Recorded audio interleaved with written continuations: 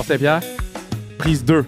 Ta deuxième fois sur le podcast, ta première fois dans le studio. Comment est-ce qu'il va, man? Ça va très bien, merci. Et toi? Là, t'es-tu fatigué, là? Parce que là, t'es partout. Là, t'es partout. C'est UFC Fight Week à Montréal. C'est la première fois depuis que j'étais petit. Comment tu vas, man? Ouais, ben c'est une grosse semaine, hein. Vu que ça fait peut-être 10 ans qu'ils sont pas venus à Montréal. Alors là, ils en profitent pour... ils se servent de moi aussi pour faire la promotion de plusieurs produits. Et puis, ben, c'est une bonne chose pour moi. J'aime ça être occupé. Mais c'est quand même fou parce que, tu sais, on le réalise pas, là, mais ton entrée à Toronto, pour moi, c'est la meilleure entrée dans un combat d'UFC. Il n'y a rien de proche, là. Adesanya qui fait des danses hip-hop, c'est même pas proche, là. Puis là, on a des Québécois, des Canadiens qui vont rentrer au Centre Bell. Il va y avoir des papillons. C'est quoi le conseil que tu peux donner à ces combattants-là, là? Mais prendre le combat comme si c'est un autre combat. Pas essayer d'en faire trop. C'est possible, ça? Non, mais ce que je veux dire, c'est qu'on voit souvent, si je fais un parallèle au hockey, quand il y a des matchs locaux, souvent on voit ça dans le match des étoiles, souvent les épreuves de match des étoiles. Quand c'est un gardien de but, puis il joue dans sa ville, il est très nerveux, il fait plein d'erreurs, puis c'est un peu la même chose quand tu te combats à la maison, tu veux pas en faire trop, parce que des fois, tu vas te compromettre, tu vas pour rien, tu vas faire des erreurs un peu niaiseuses, puis tu veux juste être toi-même, et puis le reste va prendre soin de la chose. J'adore cette conversation-là, parce que bon, tu sais, je commente la lutte pour Netflix, pour la WWE, et souvent, comme commentateur, même si j'ai jamais lutté, puis que je peux prendre Kurt Angle, mais je vais te l'en demander après ça, par exemple, mais je dis souvent, quand tu es stressé dans un ring, ralentir le rythme, c'est le meilleur truc que tu peux faire. Est-ce que c'est possible de le faire pour les combattants québécois, les combattants canadiens qui vont être au Centre Bell samedi, de dire, c'est quoi, je vais ralentir le rythme, puis comment tu ralentis le rythme? Comment? C'est une bonne question. Je vais vous donner un truc. Puis c'est un truc que tu peux utiliser pas seulement quand tu as peur, quand tu es stressé. C'est un truc aussi que tu peux utiliser avant de faire un exposé. Par exemple, ou un travail, ou ça peut être n'importe quoi, une conférence, ou avant de rencontrer ton patron pour lui demander une augmentation de salaire quand tu es stressé. Peu importe. Avant d'aller demander à une fille d'aller en date, ou ça peut être bon pour n'importe quelle situation, mais avant un combat, moi, je me souviens que il y avait un truc que j'utilisais, c'est que je prenais une très grande respiration par le nez. Et ça se fait en 2 temps. J'essaie de faire rentrer le plus d'air possible. OK. Et après, il t'en manque un petit peu. Donc, prends-en un autre. Exactement. Tu as vu? Donc, ça se fait en 2 temps. C'est... Puis après, tu relâches. Ça, selon les soi-disant experts, Huberman et tous ceux à qui j'ai appris cette technique, c'est la meilleure façon de s'enlever de l'angoisse. Ouais, que tu peux faire, qui est très rapide, et tu peux t'enlever de l'angoisse. Ça, c'est une technique. C'est vrai qu'on te voyait souvent respirer quand tu rentrais dans le ring, comme on dirait que j'ai des flashs de toi. J'utilisais ça dans les vestiaires, j'utilisais ça avant de rentrer, j'utilisais ça même dans le combat des fois. Ah ouais! Quand je me faisais surprendre avec quelque chose que j'ai pas vu venir. Wow. Au lieu de rentrer dans une bagarre, ben, je prenais un pas de recul, puis après ça, on sort. Wow. Tu peux le faire durant un débat politique. Tu peux le faire, tu peux le faire d'une façon que ça paraît pas. Tu peux le masquer. Donc, si par exemple, tu me poses une question que je suis un peu sur le bord déstabilisé sur le bord du précipice, puis je sais pas comment répondre, au lieu de répondre n'importe quoi puis d'être stressé, souvent, je vais faire... C'est intéressant. Là, je prends mon expiration en même temps que je te parle. Mais bon, ça va permettre d'oxygéner mon cerveau puis peut-être de donner une meilleure réponse, tu vois. Bon, OK, ben là, je vais te donner le temps d'oxygéner ton cerveau pour celle-là. OK? Avant qu'on rentre dans ce qui va se passer samedi. Bon, là, moi, j'ai dit que je pouvais prendre Kurt Angle dans un match de lutte libre. Il y a 56 ans, j'en ai 32. Je vais avoir 33 la semaine prochaine. Là, j'ai commencé mon entraînement. Tu sais, est-ce que tu penses que j'ai vraiment des chances d'au moins l'amener au sol? T'aurais une chance s'il glisse sur une pleure de banane. Les chances sont pas de ton côté, malheureusement. Ah ouais, OK, mais parce que...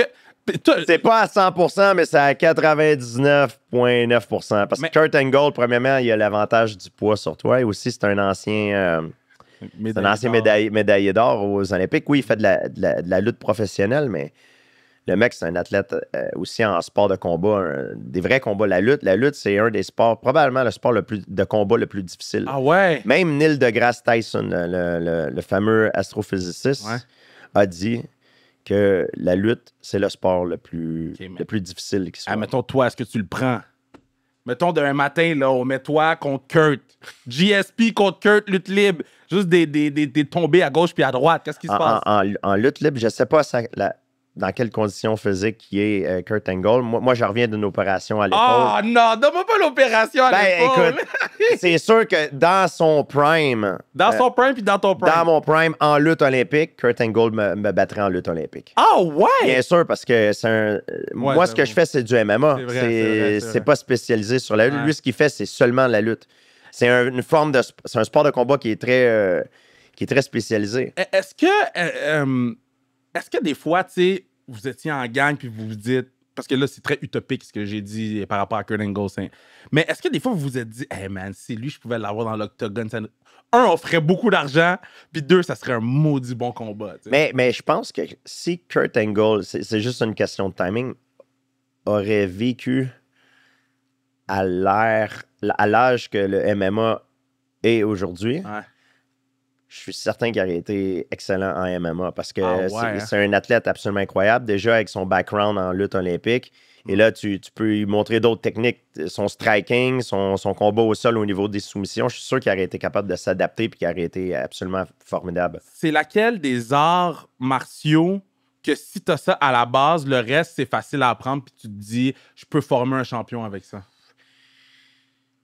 Ça peut être différent pour chaque personne, mais moi, je pense en général, la lutte olympique, c'est une très bonne discipline de sport de combat à commencer parce que c'est très, très difficile. Ça te force à développer tes aptitudes et tes qualités athlétiques beaucoup plus que les autres sports. Donc, c'est pour cette raison-là, je pense que c'est le meilleur sport de combat pour commencer, en général. C'est lequel des sports de combat que t'es comme, je l'ai dans mon arsenal, mais je l'ai jamais utilisé? Je sais comment faire cette affaire-là, mais... je te dirais qu'en certains outils que j'ai appris qui sont plus pour le self-defense, pour la rue, c'est des choses que je peux pas utiliser en arts martiaux mixtes, mais c'est des choses que si je me fais attaquer dans la rue, comme attaquer les yeux, les choses comme ça. C'est comme ça? Mais c'est des choses qu'on n'a pas le droit de faire parce que, écoute, faut quand même se rappeler que le MMA, le Mixed Martial Arts, c'est un sport, il y a des règles.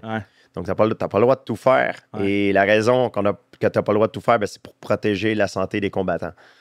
Là, je sais, on va rentrer dans la carte. Tu n'as pas le droit de mordre, tu n'as pas le droit les doigts dans les yeux. Il y a plein de choses que tu n'as pas le droit de faire. Une chance?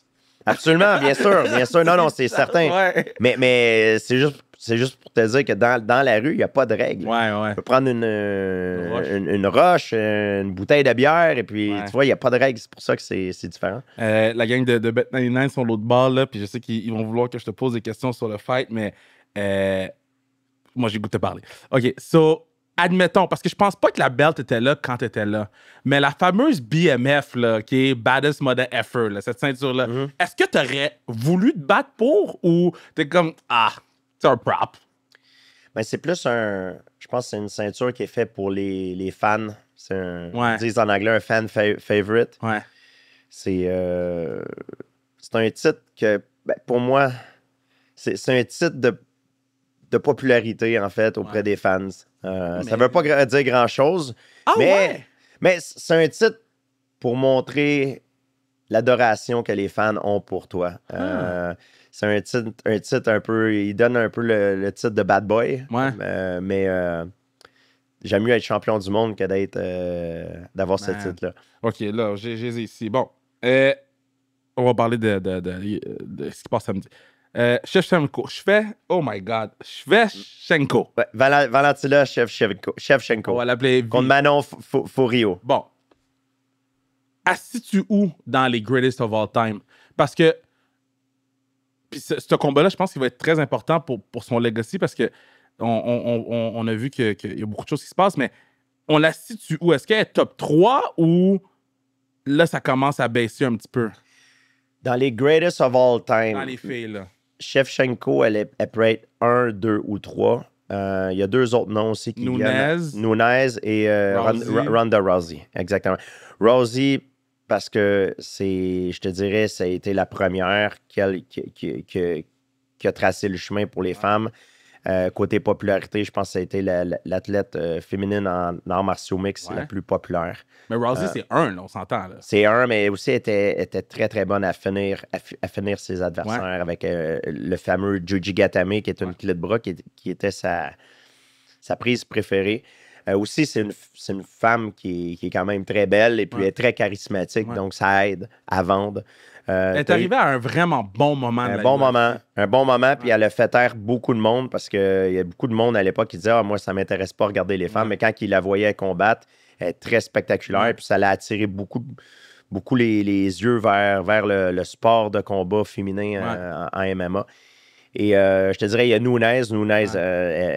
Elle, c'est une légende. Je te dirais que c'est probablement la numéro 1, point de vue accomplissement. C'est vrai, elle a 2 belts. Elle a 2 ceintures. Et elle est absolument incroyable. Shevchenko, je te dirais, point de vue accomplissement, c'est peut-être la numéro 2. Point de vue popularité, c'est Ronda Rousey. Ouais. Exactement. Ça dépend comment tu veux juger la chose. J'aime ça parce que tu vois, on a parlé de la chose, on l'a développé, puis là, on voit que, bon, là, t'as Nunez 1, puis je suis d'accord avec Nunez 1, là. Nunez, il n'y a même pas de débat, là. Après ça, Valentina, puis Ronda. Puis moi, je sais qu'elle n'est pas dans le top 3 ou dans le top 5, peut-être, mais Rose, là, c'est ma lutteuse préférée. Rose Namajunas est très, très bonne aussi. Très bonne aussi. Ouais. Quand elle donne un coup de poing, là, gone. Puis, OK, fait que toi, de tout... C'est un peu comme Conor McGregor. Conor McGregor, c'est le combattant qui a été le plus populaire. Ouais. Qui a amené les plus hauts résultats au niveau de la télé à la carte, des ventes de télé à la carte. Cependant, c'est-tu celui qui est le meilleur? Je pense pas. Il a été champion, il était absolument il est excellent, mais il y en a eu d'autres qui ont eu plus de titres au point de vue de legacy. Ils ont fait plus que lui. Aldo, là, il pull-tu un Kobe Bryant à la fin du combat, là, dans le sens qu'il prend toute sa retraite, c'est fini, là? Parce que là, à un moment donné... C'est dur à dire, ça va dépendre du résultat du combat. Puis José Aldo, il se bat contre un ami et un partenaire d'entraînement à moi. Et là, qu'est-ce qu'on fait? Ayman Zahabi, lui, c'est maintenant ou jamais, il a 36 ans. Il a commencé sa carrière professionnelle un peu tard, mais c'est maintenant ou jamais pour lui. C'est la chance de sa carrière. S'il gagne, il rentre dans le top 5 mondial et puis il va devenir un prétendant très sérieux au titre. Alors, je vais être dans son coin, puis j'ai très hâte. Fait que là, toi, là, là, tu vas être dans son coin. T'es pas dans le ring, tu contrôles pas qu'est-ce qui se passe. T'es-tu plus stressé d'être dans le coin ou plus stressé d'être dans le ring? Ah, c'est sûr que t'es plus stressé quand t'es dans la cage, parce que c'est toi qui combats, c'est des risques. Mais c'est aussi stressant d'être dans le coin, parce que tu contrôles pas aussi... Tu contrôles vraiment, ultimement, tu contrôles jamais rien à 100%, mais tu as encore moins de contrôle quand tu es dans le coin. Moi, mon rôle, c'est comme un support moral, un peu. Okay. J'ai son frère, Firas Zahabi, qui est aussi mon entraîneur, que lui, il va lui prodiger les conseils techniques. Est-ce que... je voyais une clip des Maple Leafs de Toronto où l'équipe marque un but, il y a un des coachs qui saute partout, puis le coach en chef, il dit hey, « Calme-toi, c'est business, on va fêter à la fin. » Est-ce que c'est un peu comme ça dans les coins? Est-ce qu'il y a un gros coup de poing qui se donne, puis on est comme, on va rester calme parce que le match peut être long, le combat peut être long? Quand tu es homme de coin, tu essaies d'être le plus objectif possible. Tu essaies de mettre tes émotions de côté. Tant aussi longtemps que c'est pas fini, tu essaies d'être très objectif. Parce qu'il faut que tu te concentres sur l'objectif pour pouvoir gagner. C'est pas les émotions qui vont te faire gagner. Les émotions peuvent t'aider peut-être quand ton combattant frappe un mur et puis il est épuisé. Là, tu peux te servir du côté émotionnel pour lui faire monter son énergie. Par contre, il faut faire très attention. Si tu te bats avec les émotions, ça peut te faire commettre des erreurs. C'est ça. C'est important que tu restes très objectif et très tactique. Tu gardes un esprit clair. 2 choses. Parce que moi, j'ai vu une clip là, sur Instagram. Puis j'ai dit, je vais lui demander hors d'ordre, mais on t'avait demandé hors d'ordre, c'est quoi l'affaire? Le meilleur exemple de ça, Oui, vas-y. on se souvient quand José Aldo a combattu Conor McGregor. Ouais. Quand Conor McGregor a gagné le titre la première fois, il a tellement enragé José Aldo durant tout le long de la promotion avant le combat. Ouais. Donc, José Aldo, il était fou de rage. Il a commencé le combat, il a perdu la tête et il s'est fait avoir. Wow. Donc, c'est un des meilleurs exemples que je peux vous donner pour lequel il ne faut pas se battre avec ses émotions. Ça t'est arrivé dans l'octogone de... Oui. Ah, ouais! J'ai déjà perdu un combat, ma défaite contre Matt Serra. Je m'avais fait ébranler avec un coup en arrière de l'oreille. Et au lieu de prendre un pas de recul et essayer tenter de récupérer pour pouvoir revenir par la suite dans le combat, mon orgueil voulait que je me suis dit, je peux pas croire qu'il m'en a donné une, mais je vais y redonner tout de suite. Donc, j'ai fait un mauvais jugement à cause de mes émotions. Wow! Donc, c'est ma fierté qui m'a fait perdre aussi le combat. Wow! Et j'ai perdu ce combat-là. J'ai appris beaucoup de ma défaite. Puis plus tard dans ma carrière, un combat que j'ai eu contre Carlos Condit, j'ai pris un coup de pied en pleine tête. Donc, je me suis fait, on appelle ça dropper, je me suis fait knockdown. Je suis tombé sur les fesses. J'ai eu comme, pendant une demi-seconde, j'ai comme un flash. Et là, au lieu de me relever pour pouvoir lui redonner tout de suite, parce que ma fierté voudrait que je me relève, c'est mes réflexes, j'ai accepté le fait que je me suis fait blesser. Donc, j'ai resté sur le dos pour pouvoir bloquer. J'ai utilisé une technique de la garde pour pouvoir bloquer les attaques de mon adversaire. Et c'est ce qui m'a permis de gagner ce combat-là. Donc, c'est ma défaite contre Matt Serra qui m'a permis de gagner mon combat contre Carlos Condit parce que j'avais appris de ma défaite. Et c'est un des moments... En fait, c'est le moment de ma carrière qui m'a rendu le plus fier. C'est la première fois que je t'entends raconter cette histoire-là. Mm-hmm. Wow! Ouais. Okay. Souvent, le monde, ils sont fiers de leur victoire et tout. Moi, je suis fier de ce moment-là. Puis c'est pas un moment que je gagne le combat, c'est un moment que je m'en prends plein la bouche, là, mais ça me permet de revenir plus fort puis je gagne le combat par la suite. Ça, c'est fou. Juste avant que j'oublie, parce que j'ai vu ça en ligne, ça n'a pas rapport avec samedi, mais il faut que je te pose la question. C'est quoi l'affaire qu'il y a un gorille qui t'a poursuivi? Ça fait plusieurs années, j'étais au Rwanda, en Afrique, et je suis allé faire une randonnée avec des experts, avec un guide pour aller voir des gorilles. Okay. Et les gorilles, c'est un animal qui est très intelligent et puis il tolère les humains. Ouais. Le même guide va voir la même famille de gorilles à chaque jour. Donc, on avait un cours à faire, quoi faire et quoi ne pas faire. Ouais. Il t'explique que tu n'as pas le droit parce que dans la famille, il y a tout le temps un mâle dominant, un silverback. Ouais. Tu n'as pas le droit de le pointer du doigt. S'il te regarde, tu regardes à terre. Tu ne prends pas de photos avec des flashs. S'il vient vers toi, ben, tu t'enlèves de la ligne. Si jamais il vient proche de toi, comme pour te challenger, ben, tu te mets en position de dominer. Wow! Et durant ma randonnée, on était en train d'observer les gorilles. J'étais avec deux couples d'Allemands qui étaient un peu plus âgés. Puis le gorille, à un moment donné, il s'est comme mis à me regarder. Puis là, il s'est mis à marcher vers moi, mais d'une façon un peu agressive. Pas pour me faire mal, mais assez agressive. Et là, j'ai eu vraiment peur. Je me suis tassé du chemin, puis je me suis accroupi en position de dominer. Ouais. Et là, quand j'ai levé ma tête, j'ai regardé, il s'est mis de dos à dos à moi. Et là, j'ai vu.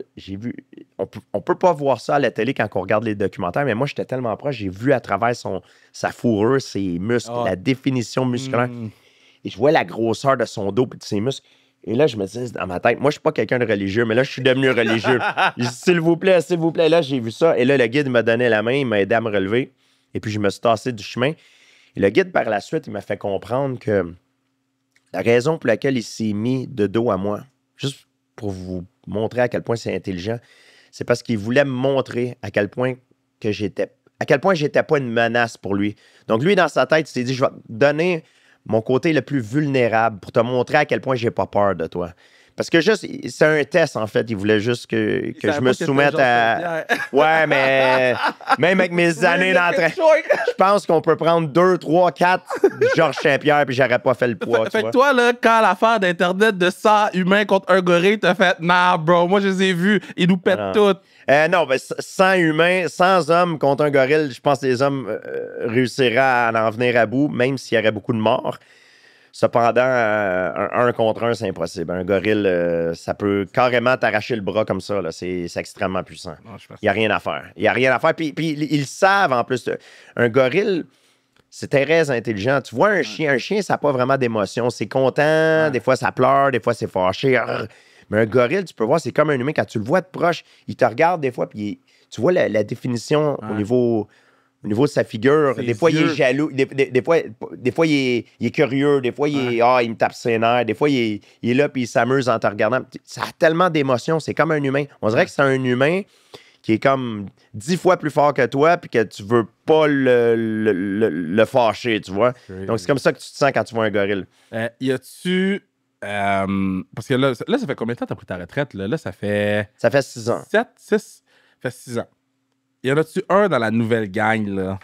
T'es comme, oh, mon prime contre lui en ce moment, ça serait malade. Tu sais, sans dire je sortirais de ma retraite pour l'affronter, mais, man, ça serait le fun de rentrer dans l'octogone avec lui puis donner un show, là. Il y en a plusieurs. Quand tu veux être champion, quand je combattais à l'époque, j'étais quelqu'un de très fier. Et je suis encore très fier. Mais pour être champion dans ce sport-là, vu que c'est un sport qui est très égotistique, il faut que tu aies beaucoup de fierté. Puis la chose la plus excitante pour un combattant, c'est souvent la chose la plus épeurante. Donc, tu veux te battre contre le meilleur. Ouais. Celui qui est au top, là, ben, c'est lui que tu veux avoir. Ouais. Moi, j'étais comme ça. Un coup que j'ai pris ma retraite, j'ai perdu beaucoup de ce côté-là de moi. J'ai changé. J'ai plus ce désir de me prouver. Parce que j'ai plus besoin de prouver au monde que je suis l'homme le plus fort. C'est fini pour moi. C'est sûr que si je retournerais en arrière avec la même mentalité, oui, je voudrais me battre avec les meilleurs. Ça, c'est normal. C'est comme ça que tu dois être dans ce sport-là. Mais tu sais, je t'ai jamais croisé quand tu étais actif. Fait que je peux pas savoir quel genre de personne tu étais, mais on dirait que je peux pas m'imaginer ta sagesse puis que tu l'avais pas avant, genre? Non. J'ai toujours eu l'esprit de combattant. J'ai toujours été quelqu'un d'extrêmement compétitif. J'étais pas arrogant, mais j'étais quelqu'un de très fier. Mais j'étais très respectueux aussi. T'as une très grosse différence entre être confiant et être arrogant. Puis la ligne est fine. La ligne est fine, exactement. J'ai toujours eu une grande confiance en moi. J'ai jamais été arrogant, mais j'étais quelqu'un de très fier. Puis je voulais me battre contre les meilleurs. Et c'est pour ça que je voulais devenir... J'ai été le meilleur. J'ai été champion parce que je me suis battu contre les meilleurs. Et il n'y a pas d'autre façon de devenir le meilleur que de se battre contre les meilleurs. Si tu veux prouver à toi-même puis aux autres que tu es le meilleur, ben il faut que tu fasses face aux meilleurs. Est-ce que les combattants, avant les combats, vous regardez les codes de Vegas? Ça arrive des fois. C'est sûr que oui. C'est sûr que oui. Absolument.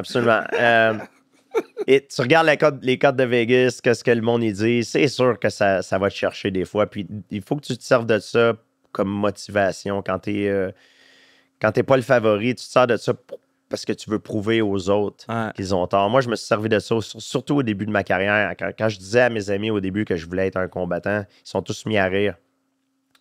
C'est soit que tu essaies de t'en aller, de prendre tes distances aux gens qui sont négatifs, mais des fois, c'est pas malicieux. Ils veulent juste pas que tu te fasses faire mal. Et moi, c'était mon cas, c'était ma famille, c'était mes amis, c'était mes vrais amis. Donc, au lieu de m'éloigner, je me suis servi de ça comme une motivation pour leur prouver qu'ils avaient tort. Puis ça m'a bien servi.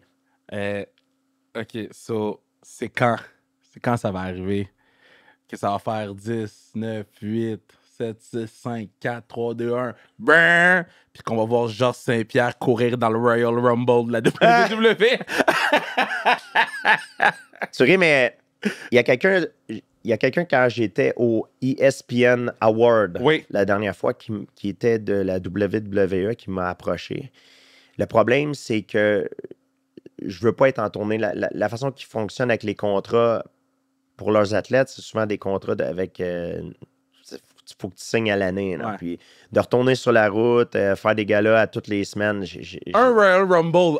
Faire une apparition une fois de temps en temps, j'aimerais ça. Puis ça serait vraiment cool. Puis j'aimerais ça apprendre des trucs. Le Logan Paul est absolument exceptionnel. C'est un bon exemple. Les trucs qu'il fait, ça demande des qualités athlétiques incroyables. Ouais. Puis il y a des trucs à ça, tu sais. J'aimerais ça apprendre de lui, comment il fait pour faire certains de ses moves. Je trouve ça absolument incroyable. Si Bad Bunny le fait, tu peux le faire, là. Absolument. Non, j'aimerais ça le faire. Puis je connais aussi Sami Zayn. Ouais. Je suis ami avec plusieurs de ces gars-là, puis j'adorerais faire une apparition comme ça. Hey! WWE! Un Royal Rumble. Le prochain est à Indianapolis, OK? Let's go. Le prochain... On my dime, on le fly à Indianapolis. OK, attends, j'ai les d'autres pour toi. C'est quoi ton Welcome to the League moment? Fait que ça, c'est le moment où tu te dis, OK, là, je suis vraiment chez les pros. Tu sais, y a-tu un affaire t'as fait? Yo, là, je suis arrivé... Il y en a eu plusieurs.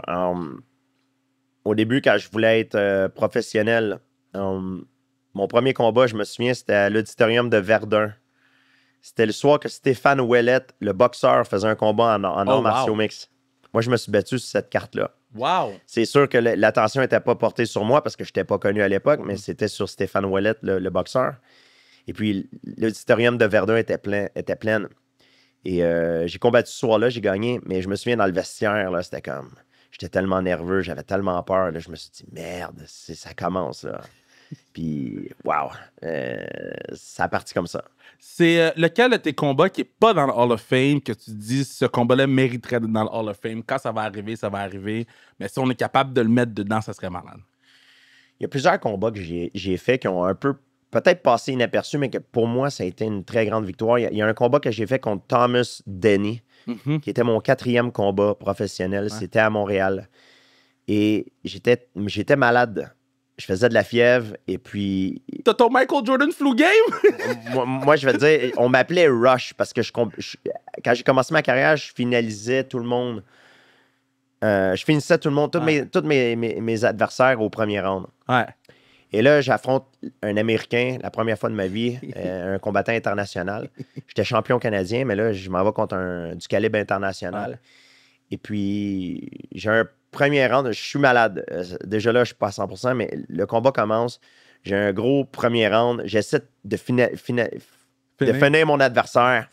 Ça marche pas. Il me donne beaucoup de résistance. Et là, je retourne dans le coin. Je suis absolument épuisé. Et là, mon homme de coin, qui est Christophe Midou, qui est d'ailleurs celui qui est dans le coin de Manon Furio, qui va combattre ce week-end. Ouais. C'est mon mentor. Wow! Et là, il me regarde, il dit là, il dit, tu continues comme ça. Et là, je regarde, je lui dis, Christophe, je suis plus capable, je vais m'évanouir. J'ai dit, je suis plus capable, je peux pas retourner. Il dit, non, tu retournes. Et là, je regarde, je dis, Christophe, OK, quand la cloche va sonner pour le deuxième round, je vais essayer un coup de pied à la tête, puis si ça fonctionne pas, lance la serviette. Ah! Et là, Christophe, il me dit, j'ai pas de serviette, tu vas mourir dans le ring. Et là, la cloche sonne pour retourner. Et là, je me dis, attends, mais là, mon homme de coin veut vraiment que je meure dans le ring. C'est vraiment un salopard. Et là, je lance un coup de pied à la tête. Je le touche, mais je le touche pas comme je veux. Je continue à me battre. Je réussis à le finir après 2 minutes, mais il m'a donné l'énergie qu'il fallait pour pouvoir continuer. C'est ça, un bonhomme de coin. J'aime que t'as dit. Il a créé une émotion qui m'a forcé à rentrer dans un instinct de survie incroyable et de gagner le combat. Mais ça a été un des combats que j'ai été le plus épuisé. Au niveau physique, parce que j'étais mort. Puis c'est un combat qui a passé vraiment inaperçu. J'ai dominé tout le long, mais j'étais tellement épuisé. Puis c'est la première fois de ma carrière que j'allais au-delà du premier round. T'as parlé de Manon tantôt. Est-ce que Manon, c'est le real deal?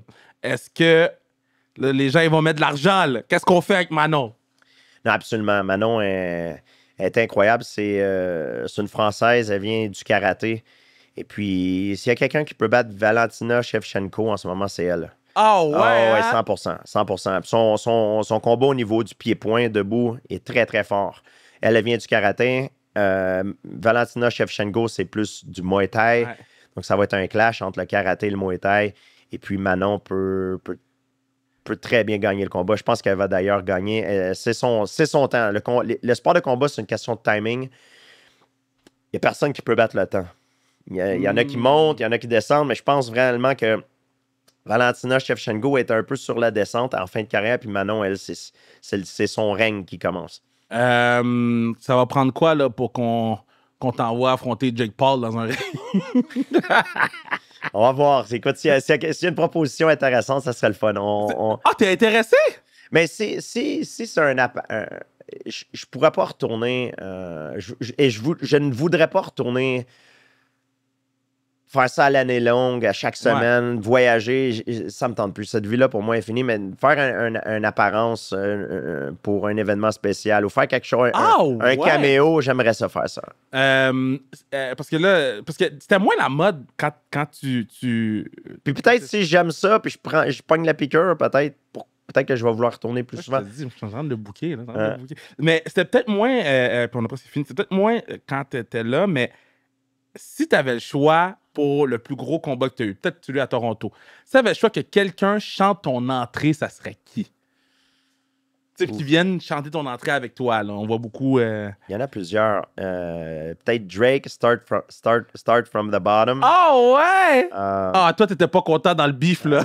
J'aime beaucoup Booba. Booba aussi. T'écoutes du Booba? Ouais, Booba. J'aime Ruff, La Fouine. I Am, je les adore. I Am, je dirais, c'est peut-être mes préférés. Pour vrai? Ouais, j'ai grandi avec I Am, avec l'école du micro d'argent. Fait que toi, là, t'es un brother. Mais non, c'est vrai. OK, puis on va finir. As-tu un événement sportif que t'as pas vu? Parce que là, t'en as vu beaucoup, là. Mm-hmm. T'as vu. Mais y en a-tu un, t'es comme, yo, si je peux avoir des tickets pour cette affaire-là, le Georges Saint-Pierre Kid en moi serait vraiment content. C'est une bonne question. T'en as vu beaucoup. J'ai vu beaucoup. Si je pouvais retourner dans le passé, tu veux dire? Ou, si tu peux retourner dans le passé ou un truc. J'aurais aimé voir Hulk Hogan. Je sais que tu es un fan de la WWE. Ouais. Avant, c'était WWF. Hulk Hogan contre Géant Ferré. Ah ouais. Hulk Hogan contre Macho Man. OK, Hulk Hogan, c'était ton gars. Oh, oui, j'adorais. Bret Hart, pour moi, c'était The Ultimate Warrior. C'était incroyable. Ça, c'était... Pour moi, là... Même je dois t'avouer, quand j'étais plus jeune, mon rêve, c'était d'être un lutteur professionnel. Par contre, je suis pas assez gros pour l'être. Parce que quand j'étais plus jeune, les lutteurs étaient plus gros. Ouais. C'était le 16, ça avait beaucoup d'importance. Maintenant, ça a changé. Ils prennent des athlètes plus petits, plus athlétiques. Mais avant, la grosseur était très importante. Puis moi, je pèse pas 250 livres, puis ça me tente pas de prendre des stéroïdes pour arriver à ce poids-là non plus. Donc, je priorise toujours ma santé. Mais c'était mon rêve était de devenir un lutteur. Et quand j'ai vu le premier UFC, j'ai tout de suite changé. Je me suis dit, mon Dieu, c'est ça que je veux faire maintenant parce que ça ressemble beaucoup à la lutte. C'est UFC 1 qui t'a fait... Ouais. Ah ouais, hein? Mais avant ça, je voulais être un lutteur de WWF. C'était Hulk Hogan, c'était mon idole. Bret the Hitman Hart. T'as-tu rencontré Hulk ou Bret? Shawn Michaels. Ben oui, Hulk Hogan, je le connais. Ah, pour vrai? Absolument. T'as-tu vu sa ligue de lutte, là? Tu vas-tu aller faire un tour? Ah, j'ai pas vu, non, mais je le connais. J'ai passé plusieurs soirées, beaucoup de temps avec lui. Ouais? Absolument, ben oui. Ouais.